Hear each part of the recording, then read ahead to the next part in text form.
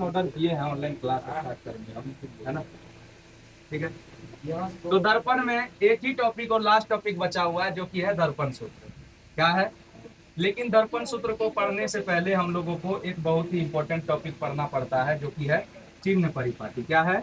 चिन्ह परिपाटी। हाँ, किस दिशा में कब कौन प्लस होगा और कब कौन माइनस होगा। तो बताइए जरा सा कि ये चिन्ह परिपाटी हम लोग पढ़ते ही क्यों है? चिन्ह परिपाटी का जरूरत क्या है? जरूरत ये है कि जब हम अपने अवतल दर्पण या उत्तल दर्पण में जब कभी भी हम लोग प्रतिबिंब बनाते हैं, तो प्रतिबिंब कभी क्या होता है, तुम अभी नोटिस किए होंगे कि जिसमें 6 प्रतिबिंब बना है, उस 6 प्रतिबिंब में 5 प्रतिबिंब जो बना है वो मुख्य अक्ष के नीचे बना है, मुख्य अक्ष के नीचे, और दर्पण के आगे बना है कि नहीं बना है। और एक प्रतिबिंब जो बना लास्ट वाला 6 नंबर का, वो प्रतिबिंब दर्पण के पीछे बना है और मुख्य अक्ष के ऊपर बना है कि नहीं। और जब तुम उत्तल दर्पण में प्रतिबिंब बनाने जाते हो, तो उत्तल दर्पण में जितना भी है, जितना क्या, 2 ही प्रतिबिंब बनेगा, 2 स्थिति में ही प्रतिबिंब बन सकता है उत्तल दर्पण में। तो वहां जो प्रतिबिंब बनता है वो प्रतिबिंब हमेशा काल्पनिक बनता है और हमेशा मुख्य अक्ष के ऊपर बनता है। मुख्य अक्ष के कहाँ बनेगा? ऊपर बनेगा।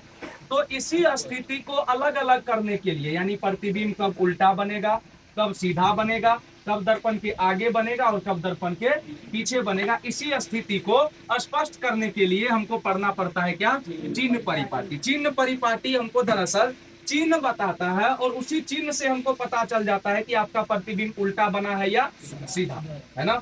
और जब हम दर्पण सूत्र को प्रूव करने जाते हैं, और सिर्फ दर्पण सूत्र नहीं, ये इतना इंपॉर्टेंट कॉन्सेप्ट है अपने लिए कि आगे जितना भी कॉन्सेप्ट को तुम प्रूव करने जाओगे, हम जैसा कि बोले थे इस चैप्टर में तुमको 25 से 30, 25 के आसपास तुमको डेरिवेशन मिलने वाला है ना।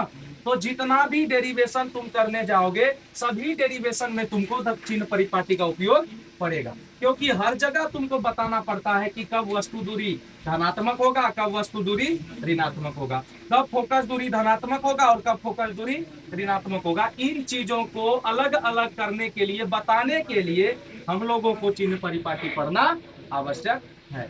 तो चिन्ह परिपाटी पढ़ने के लिए हम लोग सीधा सा बात समझते। तुम लोग इससे पहले निर्देशांक ज्यामिति पढ़ चुके हो। निर्देशांक ज्यामिति में तुम लोग पढ़े होगे कि 2 अक्ष होता है, एक होता है एक होता है वाई अक्ष, 2 अक्ष होता है। यहाँ पर हम दोनों अक्ष को बनाते हैं। ये हो गया तुम्हारा कौन सा अक्ष? एक्स अक्ष। और ये हो गया तुम्हारा कौन सा अक्ष? वाई अक्ष। थोड़ा सा लाइन जो है ना अपना ज्यादा सीधा हो गया, इसको थोड़ा सा टेढ़ा करना है। अरे यार, फिर से सीधा हो गया क्या? चलो कोई बात नहीं, है ना। तो एक्स और वाई अक्ष जो तुम देख रहे हो, इस एक्स और वाई अक्ष में तुम ये भी पढ़े होगे कि ये तुम्हारा होता है कौन सा बिंदु? मूल बिंदु। क्या होगा? तो ये तो निर्देशांक ज्यामिति में मूल बिंदु होता है, लेकिन दर्पण का अगर बात करें तो दर्पण में इसको क्या बोलेंगे? ध्रुव बोलेंगे। ध्रुव क्या बोलेंगे? ध्रुव बोलेंगे इसको, है ना, क्योंकि दर्पण का जो मध्य बिंदु होता है वो क्या कहलाता है? ध्रुव कहलाता है। तो निर्देशांक ज्यामिति में जो तुम पढ़े हो कि मूल बिंदु जो होता है तुम्हारा, मध्य बिंदु जो होता है, उसके दाहिना साइड का, दाहिना भाग का जो भी तुम्हारा दूरी होगा, इन सभी दूरी को तुम किस में लेते हो? धनात्मक। यानी कि दाएं साइड की दूरी जो होगा ये क्या हो जाएगा? धनात्मक हो जाएगा। और बाएं साइड की जो दूरी हो जाएगा ये क्या हो जाएगा? ऋणात्मक हो जाएगा। ये क्या हो जाएगा? ऋणात्मक। है कि नहीं? इतना तो पढ़े होंगे आप लोग। और आप लोग ये भी देखे होंगे कि वाई अक्ष के लिए ये जो तुम्हारा ध्रुव होता है, जो तुम्हारा मूल बिंदु होता है, उससे ऊपर का दूरी क्या होता है? धनात्मक होता है। इधर की दूरी क्या होता है? धनात्मक होता है। और अगर बात करें नीचे की दूरी का, तो ये नीचे का दूरी क्या होगा? ऋणात्मक होगा। ये नीचे का दूरी क्या होगा? ऋणात्मक होगा। इतना बात तो तुम लोग जान चुके हो उससे पहले, है कि नहीं है?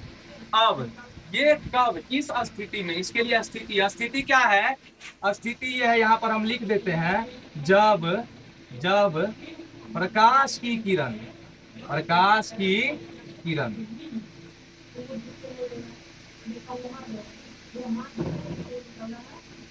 बाएं से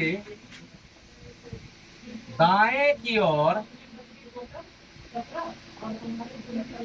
आपतित हो। क्या हो? आपतित हो। जब प्रकाश की किरण बाएं से दाएं की ओर आपतित होगा, उस स्थिति में हम लोग इसको बता सकते हैं कि तुम्हारा जो ध्रुव होगा, तुम्हारा जो मूल बिंदु होगा, इसके दाएं की दूरी क्या?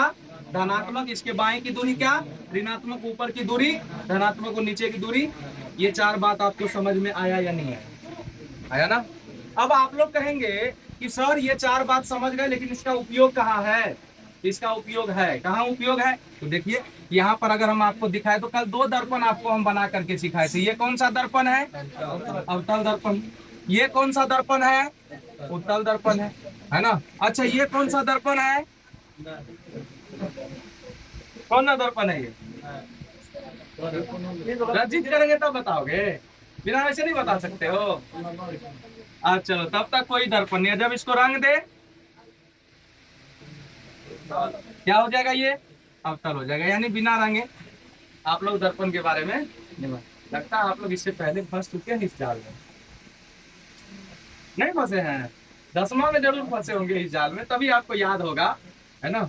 चलिए तो ये अवतल दर्पण और ये कौन सा दर्पण, उत्तल दर्पण। और जब हम बात करें इस दर्पण का तो ये तुम्हारा कौन सा अक्ष हुआ, कौन सा अक्ष है, ये मुख्य अक्ष या प्रधान अक्ष, है ना। तो जब ये मुख्य अक्ष है तो इसका यहाँ पर क्या होगा, फोकसो होगा, और यहाँ पर क्या होगा, वक्रता केंद्र सी होगा, है ना। और जब हम बताए थे तुमको कि ये वक्रता केंद्र सी, अच्छा इसको क्या बोलेंगे, ध्रुव, पी क्या हो जाएगा, पी। तुम एक बात बताओ कि ध्रुव और फोकस के बीच की दूरी को क्या बोलेंगे, फोकस क्या बोलेंगे। अब फोकस दूरी को किससे सूचित कर देते हैं। और एक बात बताइए, ध्रुव और वक्रता केंद्र के बीच की दूरी को क्या बोलेंगे, वक्रता त्रिज्या, जिसको किससे सूचित करें। ये तो हो गया किस दर्पण के लिए, कोई शक कोई समस्या। अच्छा ये कौन सा दर्पण है, उत्तल दर्पण। उत्तल में भी यहाँ पर क्या होगा, ध्रुव होगा। अच्छा इसका फोकस, फोकस इधर या उधर, उधर होगा ना। अच्छा इधर बना दे तो नहीं होगा, हो नहीं सकता है, तो बना के क्या कीजिएगा, जो होगा वो ना कीजिएगा, जो नहीं होगा वो काहे कीजिएगा, है ना। मनमानी करते हैं क्या, मनमानी चलता है, हाँ। जो मन में आ जाए वही कर दीजिएगा, नहीं कहाँ बनाना पड़ेगा। तो यहाँ पर हम बना देते हैं तुम्हारा वक्रता केंद्र क्या, सी, और यहाँ पर हम लोग बना देते हैं क्या, फोकस है, क्या बना देते हैं, फोकस है। तो तुम एक बात बताओ कि ये जब फोकस एफ है, ये वक्रता केंद्र सी है, तो हिया से हिया का दूरी बताइए क्या हो जाएगा, ये फोकस दूरी एफ है, ये क्या हो जाएगा, हिया से हिया का दूरी वक्रता त्रिज्या, नहीं होगा। क्लियर है इतना सा बात, है ना। अब तुम एक बात बताओ कि ये है तुम्हारा मूल बिंदु, ये क्या हुआ, मूल बिंदु यानी ध्रुव, मूल बिंदु यानी ये क्या हुआ, ध्रुव क्या हुआ। तो यहाँ पर जो तुम्हारा फोकस दूरी है एफ, ये ध्रुव से बाएं है या दाएं है, दाएं है। यहाँ बाएं दिख रहा, बोल रही दाएं है, अरे दाहिना आती है जगह,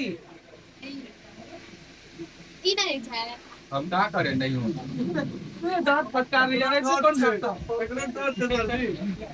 ऐसे कौन डांटता बताओ। चलो तो यहाँ पर अगर बात करें तो तुम्हारा फोकस दूरी और वक्रता त्रिज्या मुख्य अक्ष से क्या है, बाएं की ओर, है ना। यहाँ पर अगर बात करें तो यहाँ पर जो तुम्हारा एफ हो जाएगा, ये एफ धनात्मक होगा या ऋणात्मक, बताइए क्यों ऋणात्मक होगा, क्योंकि सर अभी बताए कि यहाँ पर मूल बिंदु से बाएं जो भी दूरी होगा क्या बोलेंगे, तो यहाँ पर मूल बिंदु से बाएं एफ है, तो ये क्या हो जाएगा, ऋणात्मक, और आर क्या हो जाएगा, ऋणात्मक हो जाएगा। इस स्थिति में एफ क्या होगा, धनात्मक होगा, और आर क्या होगा, धनात्मक होगा। क्लियर है। इसीलिए कल हम लिखा दिए थे आप लोगों को, जब फोकस दूरी पढ़ाए थे हम आपको लिखा दिए थे कि अवतल दर्पण का फोकस दूरी ऋणात्मक होता है और उत्तल दर्पण का फोकस दूरी दिखाए थे कि नहीं, लेकिन कल पे पूछे हमसे सर क्यों होता है, जानते थे, जानते, वाह वाह, आपके लिए ताली बजाएंगे, है ना, आप लोग बजा दीजिए, है ना। चलिए तो चिन्ह परिपाटी को समझ गए, चिन्ह परिपाटी को आप लोग समझ गए अच्छे तरीके से, या इसमें कुछ और लिखना पड़ेगा, लिख देते हैं कोई बात नहीं।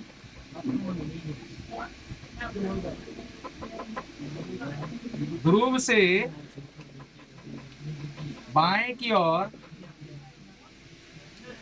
सभी दूरियां होती है, ऋणात्मक होती। क्लियर है इतना सा बात? अच्छा, अगला पॉइंट अगर लिखे तो रूप से दाएं और सभी ध्रुव से दाएं की ओर सभी दूरियां धनात्मक होती है ना? अच्छा, एक बात और बता दीजिए, मुख्य अक्ष से ऊपर की ओर सभी ऊपर की ओर सभी दूरियां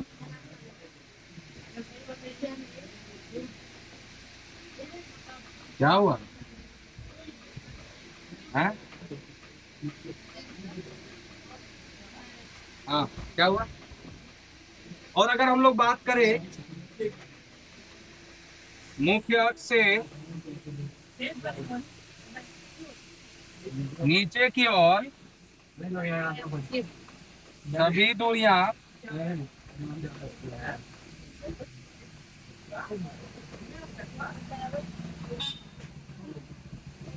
ऋणात्मक होती है। और एक बात बताइए, अगर ये दिशा बदल जाए प्रकाश का तो सारा कुछ क्या हो जाएगा? उल्टा। फिर इधर धनात्मक और उधर, ये तो ऐसे ही रहेगा, ऊपर नीचे इसमें रहेगा, लेकिन इधर वाला क्या हो जाएगा? चेंज हो जाएगा। चलिए, तो ये रहा आपका कौन सा टॉपिक? चिन्ह परिपाटी। तो आज के टॉपिक में, अभी के टॉपिक में हम बता रहे थे चिन्ह परिपाटी, जिसमें हम लोग अभी पढ़ रहे हैं 12th का फिजिक्स। 12th के फिजिक्स में हम लोग का चल रहा है ऑप्टिक्स चैप्टर, और ऑप्टिक्स चैप्टर में हम लोगों का दर्पण का ये कुछ पार्ट था। दर्पण जब पढ़ा रहे हैं, और दर्पण में दर्पण सूत्र प्रूव करने से पहले जो टॉपिक बताना पड़ता है, क्योंकि दर्पण सूत्र में U, V और F, इन्हीं तीनों का संबंध बताया जाता है। U वस्तु दूरी, V प्रतिबिंब दूरी और F फोकस दूरी है। और दर्पण सूत्र को प्रूव करने के लिए, बताने के लिए हमें ये बताना होगा कि कब U प्लस होगा, कब U माइनस होगा, कब V प्लस होगा, V माइनस होगा, और कब F प्लस या माइनस होगा। तो वो चिन्ह बताने के लिए हम लोग पढ़ते हैं चिन्ह परिपाटी। और चिन्ह परिपाटी का काम सिर्फ चिन्ह बताना नहीं है, चिन्ह परिपाटी का काम ये है कि कब वस्तु, कब प्रतिबिंब उल्टा बना है, कब प्रतिबिंब सीधा बना है, कब प्रतिबिंब वास्तविक बना है, और कब आभासी बना है। अच्छा, अभी तुमको हम बता रहे थे कि प्रतिबिंब इससे पता चल जाता है कब वास्तविक बना है और कब आभासी बना है। तुम एक बात बताओ कि ये जो तुम बना रहे थे अभी प्रतिबिंब अवतल दर्पण में, कुल 5 प्रतिबिंब कहाँ बनाए थे? दर्पण के आगे। एक प्रतिबिंब कहाँ बना है? दर्पण के पीछे। तो दर्पण के आगे जितना भी प्रतिबिंब बना था सब वास्तविक बना था ना। और दर्पण के पीछे जो प्रतिबिंब बना वो काल्पनिक। तो आगे जो प्रतिबिंब दर्पण के आगे बना है नीचे की ओर इस प्रकार से, तुम हमको ये बता दो कि प्रतिबिंब दूरी जो होगा वो ध्रुव से बाएं होगा कि दाएं? ध्रुव से बाएं। ध्रुव से बाएं प्रतिबिंब दूरी हुआ, यानी प्रतिबिंब वास्तविक बन गया। तो जब कभी भी प्रतिबिंब दूरी तुम्हारा जो है ऋणात्मक में आ जाए, तो तुम सीधा सीधा कह सकते हो कि प्रतिबिंब कैसा बना है? वास्तविक बना है। और जब प्रतिबिंब दूरी धनात्मक आ जाए तो इसका मतलब प्रतिबिंब पीछे बना है, और पीछे बना प्रतिबिंब हमेशा क्या होगा? काल्पनिक होगा। समझ में आया? प्रतिबिंब की ऊंचाई अगर तुमको माइनस में दे दिया जाए, अभी जो प्रतिबिंब का ऊंचाई होगा ये किस में होगा? माइनस में। क्यों माइनस में? क्योंकि ये नीचे की ओर। माइनस में दे दिया जाए, तुम सीधा समझ जाना उल्टा प्रतिबिंब बना है। कैसा बना है? उल्टा प्रतिबिंब नीचे की ओर बना है। और जब प्रतिबिंब उल्टा बना है तो उल्टा प्रतिबिंब सिर्फ और सिर्फ वास्तविक हो सकता है, काल्पनिक नहीं हो सकता, क्योंकि काल्पनिक प्रतिबिंब हमेशा क्या होता है? एक दूसरे को जोड़ता है। हाँ, तो हम बता रहे थे कि किस प्रकार से प्रतिबिंब वास्तविक बनता है, काल्पनिक बनता है, कब दर्पण के आगे बनता है, कब पीछे बनता है। इन्हीं चीजों को स्पष्ट करने के लिए चिन्ह परिपाटी का अध्ययन किया जाता है। तो ये टॉपिक रहा चिन्ह परिपाटी, जिसमें हम कोशिश किए कि जितना भी डिटेल हम बता सके उतना डिटेल यहाँ पर हम विद्यार्थियों को बताने का कोशिश की। और जहाँ तक उम्मीद है कि जो भी स्टूडेंट मेरे सामने बैठे ये लोग समझ भी गए होंगे। कैमरामैन से जरा हम चाहेंगे आप जरा स्टूडेंट्स को दिखाइए और एक बार फीडबैक ले ले, ये समझ में आया है नहीं क्या? समझ में आया आप लोगों को? हाँ, तो ये